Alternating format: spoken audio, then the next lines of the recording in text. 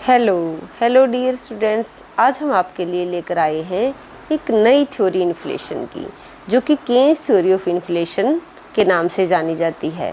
Keynes theory of inflation, theory of inflation. Inflation को क्या बोलते हैं आप? मुद्रास्फीति। मुद्रास्फीति, या इसको आप बोलते हो, दूसरा नाम क्या है? Demand pull inflation. Pull inflation. देखिए, जो ये केन्स की जो थ्योरी है, ये पूरी की पूरी जो थ्योरी है डिमांड के ऊपर बेस्ड है। यानी कि आप यहाँ पर ये समझिए कि यहाँ पर इन्फ्लेशन इसलिए आता है क्योंकि डिमांड ज़्यादा हो जाती है। डिमांड ज़्यादा हो जाती है, एग्रीगेट डिमांड ज़्यादा हो जाती है एग्रीगेट सप्लाई से, इस कारण से इन्फ्लेशन आता है। तो आपने सिंपल मीनिंग देख लिया कि केन्स थ्योरी जो इन्फ्लेशन है, या इसको हम डिमांड पुल इन्फ्लेशन के नाम से बोलते। यहाँ पर मेन इन्फ्लेशन आने का क्या कारण है कि जो एग्रीगेट डिमांड है उसका ज़्यादा हो जाना। अब देखिए, एग्रीगेट डिमांड क्या होती है? जिसके अंदर कंज्यूमर गुड्स की डिमांड होती है, इन्वेस्टर गुड्स की डिमांड होती है, जो गवर्नमेंट जो एक्सपेंडिचर करती है, यानी कि जो गुड्स और सर्विसेज की डिमांड करती है, डिफेंस के लिए गुड्स की डिमांड करती है, तो और जो लोग हैं जिस तरीके से जो पब्लिक है उसके लिए डिमांड करती है, उसमें डिस्ट्रीब्यूट करने के लिए, तो ये क्या होगी? गवर्नमेंट की डिमांड कहलाएगी। तो आपने देख लिया कि केन्स थ्योरी ऑफ इन्फ्लेशन है। केन्स की थ्योरी में इन्फ्लेशन या मुद्रास्फीति आने का क्या कारण है। और हाँ, आप ये भी समझिए कि इन्फ्लेशन होता क्या है। इन्फ्लेशन का क्या मतलब होता है? इन्फ्लेशन का मतलब होता है जब कॉन्टीन्यूअस गुड्स और सर्विसेज के जो प्राइस हैं, गुड्स और सर्विसेज के जो प्राइस हैं वो कॉन्टीन्यूअस इंक्रीज करते रहें, तो उसी को हम इन्फ्लेशन बोलते हैं। अगर डायग्राम के तहत देखोगे तो इन्फ्लेशन का मतलब क्या है? जब बूम की सिचुएशन होती है, जहाँ पर जो प्राइस लेवल है वो ज़्यादा होता है। तो चलिए स्टार्ट करते हैं नेक्स्ट स्टेप पर कि केन्जियन थ्योरी ऑफ इन्फ्लेशन या Keynes theory of demand pull inflation के नाम से हम इसको जानते हैं। देखिए, यहाँ से किस किस तरीके के क्वेश्चन आते हैं। एक ही, अगर आप कॉम्पिटिटिव एग्जाम की तैयारी करते हैं तो एक तो क्वेश्चन यहीं से बनता है कि केन्स की थ्योरी में इन्फ्लेशन कब आता है। तो केन्स की थ्योरी में इन्फ्लेशन जब आएगा, कब आएगा? जब एग्रीगेट डिमांड ज़्यादा हो जाएगी एग्रीगेट सप्लाई की। इससे पहले एक बार आप थोड़ा सा और समझ लीजिए इसको। एक बार मैं इसको इरेज कर देती हूँ। देखिए, मैंने आपको बताया कि एग्रीगेट डिमांड ज़्यादा हो जाती है एग्रीगेट सप्लाई से। अब इसको एक डायग्राम के थ्रू समझिए। जो केन्स है वो एक तो शॉर्ट रन की बात करते हैं। सबसे पहली बात यह है कि अल्पकाल की बात करते हैं। इसीलिए केन्स हमेशा कहता है कि लॉन्ग रन कुछ नहीं होता, लॉन्ग रन में सब क्या है? डेड हो जाएंगे। दूसरी बात क्या है? जो केन्स है वो अंडर एम्प्लॉयमेंट की बात करता है। अंडर एम्प्लॉयमेंट का क्या मतलब होता है कि अल्प रोजगार का क्या मतलब होता है यहाँ पर? इसका मतलब होता है कि जितने लोग काम करना चाहते हैं, क्लासिकल क्या कहते हैं कि जितने लोग काम करना चाहते हैं उन सबको काम मिल जाएगा। यानी कि जो भी एक तरीके से काम करना चाहेगा उसको काम मिल जाएगा अकॉर्डिंग टू क्लासिकल। लेकिन केन्स कहता है कि नहीं, जो सिचुएशन होती है ना कुछ इस तरीके की होती है, इस तरीके की। यहाँ जाकर एग्रीगेट सप्लाई करा वो वर्टिकल होता है, और जब तक वो करे कि इन्फ्लेशन आने की कोई खास संभावना नहीं है, जब तक कि हमारी जो एग्रीगेट सप्लाई करा वो वर्टिकल नहीं हो जाता। और ये कहता कि हमेशा मान लिया जाए कि इस लेवल तक ये प्राइस इसकी थ्योरी में कांस्टेंट रहता है। ये ध्यान रखिए, एग्रीगेट डिमांड ये डिमांड है। जब तक यहाँ तक आप पहुँचते हो D से D1 तक, तब तक प्राइस लेवल बिल्कुल भी चेंज नहीं होगा, सिर्फ आउटपुट आपका चेंज होगा जितने से डिमांड चेंज होगी। उसके बाद एक ऐसी सिचुएशन आती है जब डिमांड D1 से D2 हो जाती है, तो कुछ आउटपुट चेंज हो जाएगा, कुछ थोड़ी बहुत रिस्ट्रिक्शन आ जाएंगे। हम इतना जो रिस्ट्रिक्शन के कारण से हम क्या है इतना आउटपुट नहीं कर पाएंगे। उसके बाद जब तक आप यहाँ तक डिमांड नहीं हो जाती, तब तक क्या होगा? आउटपुट और प्राइस यहाँ से यहाँ तक वो चेंज होते रहेंगे। उसके बाद देखिए, जब डिमांड चेंज होगी तो उसके बाद सिर्फ प्राइस चेंज हो पाएंगे। तो इसका मतलब क्या है? जैसे स्टार्टिंग में ही क्लासिकल ने कह दिया था कि जैसे ही हमारी मनी की सप्लाई इंक्रीज होती है तो ऑन स्पॉट वो प्राइस इंक्रीज करवा देगी, लेकिन क्योंकि बीच में डिमांड इंक्रीज हो जाती है। लेकिन इसमें ऐसा नहीं है। ये कह रहा है कि जब तक ये वर्टिकल नहीं होती, वो तो वर्टिकल मानते ही है।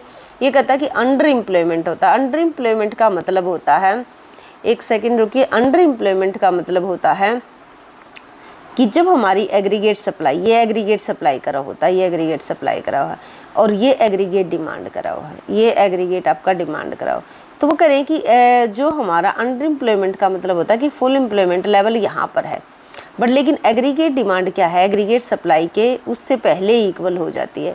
तो एग्रीगेट डिमांड जहाँ पर एग्रीगेट सप्लाई की इक्वल होती है उसको हम बोलते हैं इफेक्टिव डिमांड।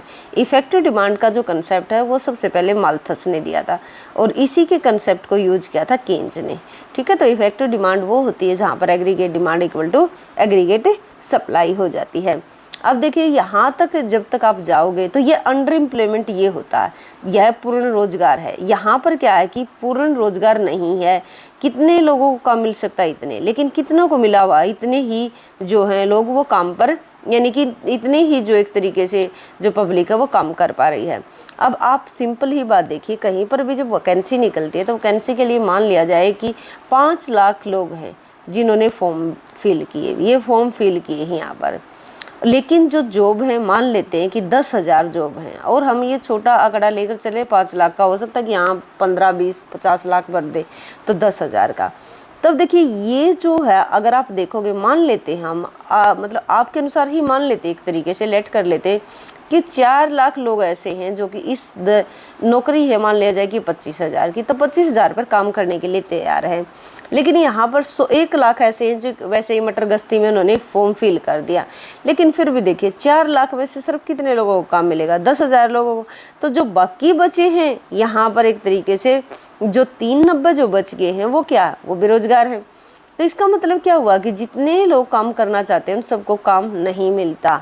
ठीक है, और क्लासिकल क्या कहते थे, जो भी काम करना चाहेगा उन सबको काम मिल जाएगा। तो एक तो ये बात हो गई, और ध्यान रखना कि जो वेज और प्राइस है, जो क्लासिकल के अंदर जो वेज है और जो प्राइस है वो फ्लेक्सिबल रहते हैं, लेकिन जो केंज है, केंज के अंदर जो वेज और प्राइस है वो क्या रहते हैं, कॉन्स्टेंट रहते हैं। यहाँ पर प्राइस जैसे कि क्लासिकल में, न्यू क्लासिकल में मार्शल और पिगू ने क्या बोला था कि प्राइस को एक तरीके से वेज को कट करके, वेज जब डिक्रीज हो जाएंगे तो लेबर की डिमांड को बढ़ा पाएंगे। ठीक है, लेकिन यहाँ पर ऐसा नहीं है। अब इसके बाद देखिए जो मेन थ्योरी है यहाँ पर, एक सेकेंड रुकिए, देखिए, लेकिन हमारा जो मेन फोकस है वो पिछली बातों के ऊपर नहीं है। आप सिर्फ यहाँ पर ये फोकस कीजिए कि जो इन्फ्लेशन है ना, जो इन्फ्लेशन है, इन्फ्लेशन का आने का कारण यहाँ पर ये है कि एग्रीगेट डिमांड ज़्यादा है एग्रीगेट सप्लाई से। ठीक है, तो अब ये देखिए अगली स्लाइड पर चलते हैं और स्लाइड में देखिए Keynes theory of demand full inflation. Keynes और उसके अनुयायी, अनुयायी होते हैं फॉलोवर, ने डिमांड फुल इन्फ्लेशन के स्रोत के रूप में एग्रीगेट डिमांड में वृद्धि पर जोर दिया है। तो इसका मतलब क्या है, ये करें कि एग्रीगेट डिमांड ज़्यादा हो गई इसलिए इन्फ्लेशन आ गया। अब देखिए एग्रीगेट डिमांड के कंपोनेंट्स क्या, C+I+G।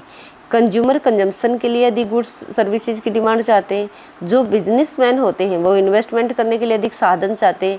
गवर्नमेंट देश के नागरिक एवं सैनिक आवश्यकताओं के लिए अधिक सेवाएं और वस्तुओं की डिमांड करती है। इसलिए एग्रीगेट डिमांड के कंपोनेंट्स हो गए C+I+G।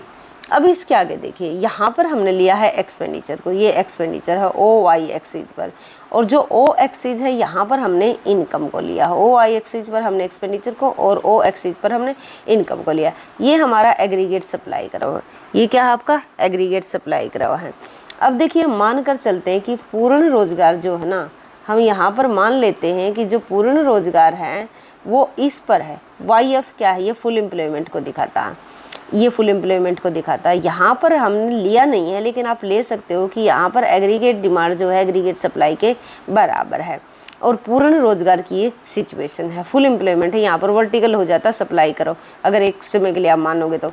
लेकिन ये क्या करें यहाँ पर, ये करें कि यदि एग्रीगेट डिमांड इंक्रीज हो जाए। एग्रीगेट डिमांड इंक्रीज कैसे होगी, जब फुल एम्प्लॉयमेंट लेवल है और उस समय वैल्यू ऑफ एग्रीगेट डिमांड यदि ज़्यादा हो जाती है सप्लाई से, यानी कि एग्रीगेट डिमांड ज़्यादा हो जाती है एग्रीगेट सप्लाई से, तो aggregate demand and aggregate supply में जितना ज़्यादा गैप होगा, यानी जितना ज़्यादा इनमें डिफरेंस होगा वो इन्फ्लेशनरी, हम यहाँ पर निकाल रहे हैं कि इन्फ्लेशनरी गैप। केन्स ने किसके बारे में बता, इन्फ्लेशनरी गैप के। इन्फ्लेशनरी गैप क्या होता है अभी मैं आपको एक सेकेंड रुक के बताती हूँ। इस थ्योरी के अंदर अगर आप लेकर चलोगे तो जो केन्स है वो मानकर चलता है कि एवरेज प्रोपेंसिटी जो कंज्यूम होती है, एपीएस जो होती है कांस्टेंट रहती है।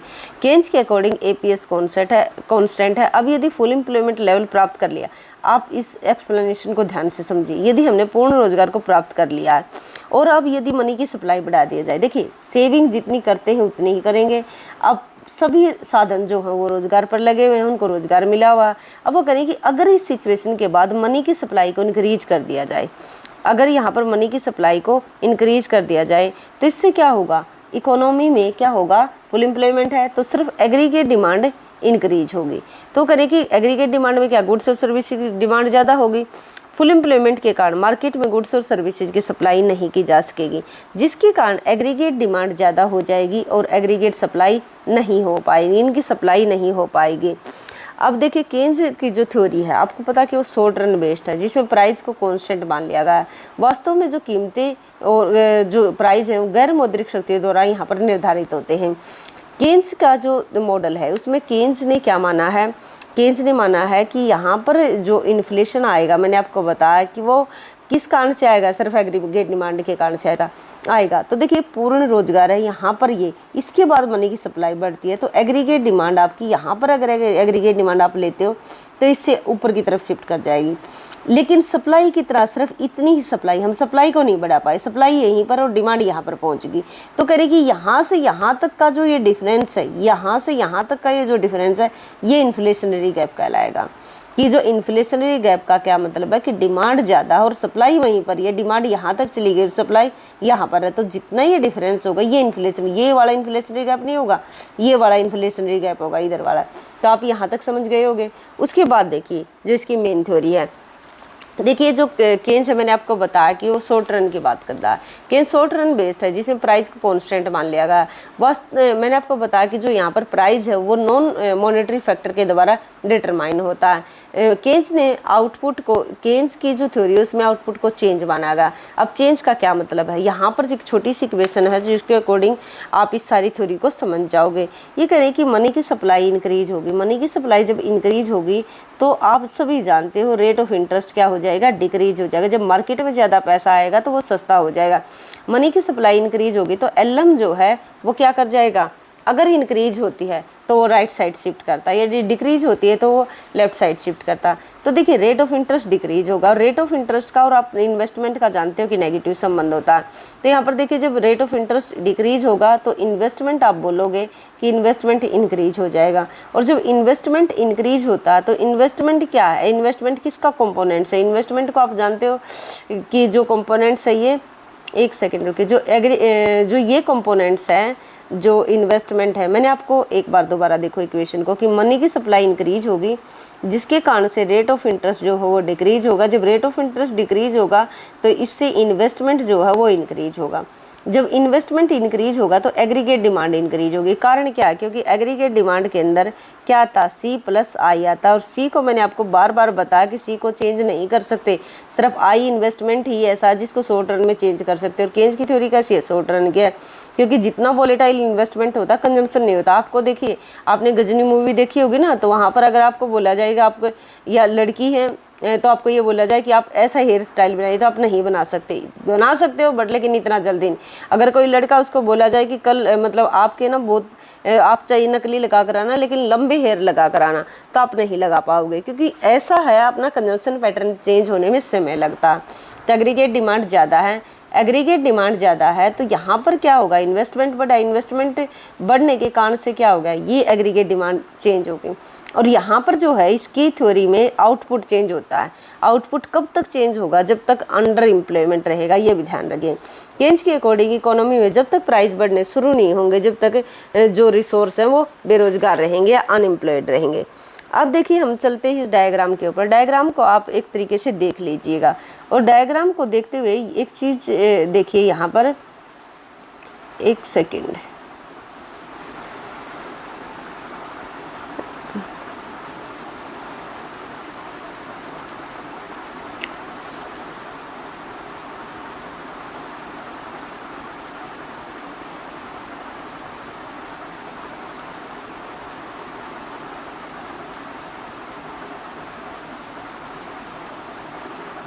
देखिए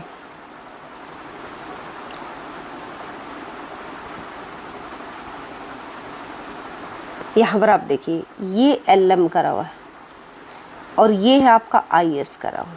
आप सभी जानते हो कि जो LM करा हुआ है वो क्या मनी मार्केट में इक्विलिब्रियम को दिखाता है, ठीक है, और ये जो है गुड्स मार्केट में इक्विलिब्रियम को दिखाता है। तो इसका मतलब क्या हुआ कि ये जो LM है ये IS को यहाँ पर कट करता है ई पॉइंट पर। ये ई कोई पॉइंट है जहाँ पर गुड्स मार्केट और मनी मार्केट इक्विलिब्रियम में, वहाँ पर रेट ऑफ इंटरेस्ट का डिटर्मिनेशन होता है। यहाँ पर रेट ऑफ इंटरेस्ट को लिया गया है और OY एक्सिस पर आपने इनकम या आउटपुट को लिया है। ये इस चीज़ को दिखा रहा है।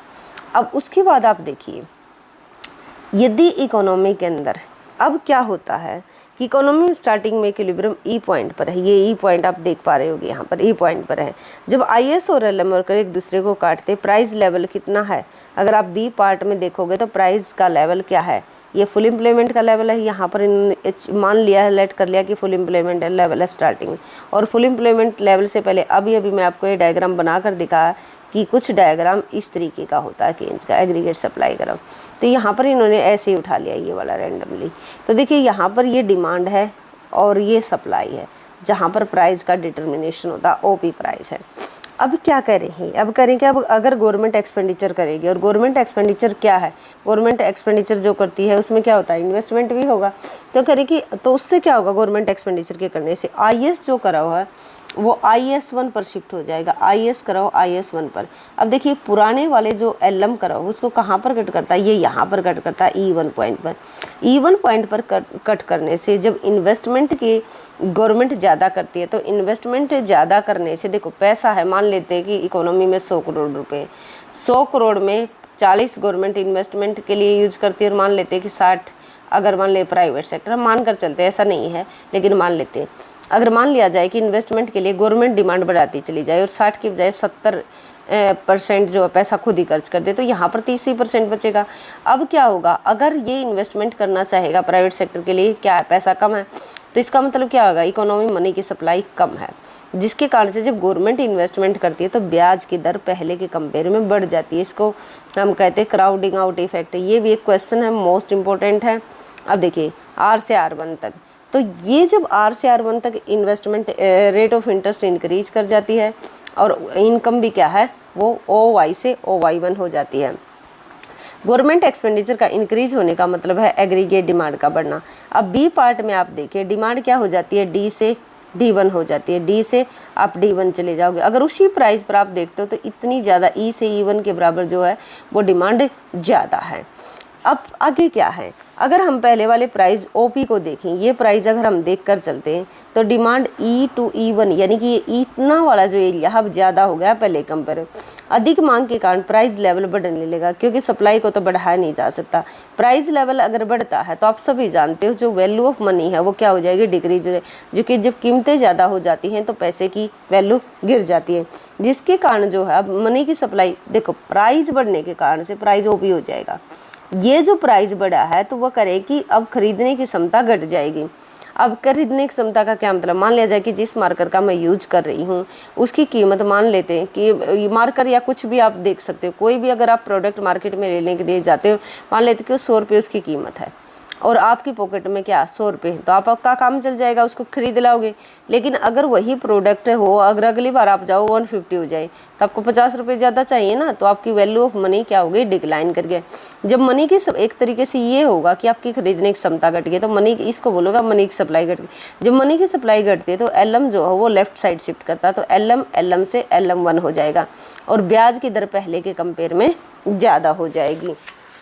अब देखिए अब LM1 वक्र IS1 वक्र को IS1 वक्र जो है तो करें कि वक्र को E2 पर काटता है, ये रहा, ये करें कि इसको नए वाले को ये E2 पर काटता है, जहाँ पर अब फुल एम्प्लॉयमेंट लेवल वापस अचीव कर लिया जाएगा। लेकिन E2 इक्विलिब्रियम पर रेट ऑफ इंटरेस्ट भी हाई है और प्राइस लेवल भी पहले के कंपेयर में हाई है। आई होप कि यहाँ तक आपको समझ में आ गया होगा। यही जो है केन्स की थ्योरी ऑफ इन्फ्लेशन है। तो केन्स की जो थ्योरी ऑफ इन्फ्लेशन है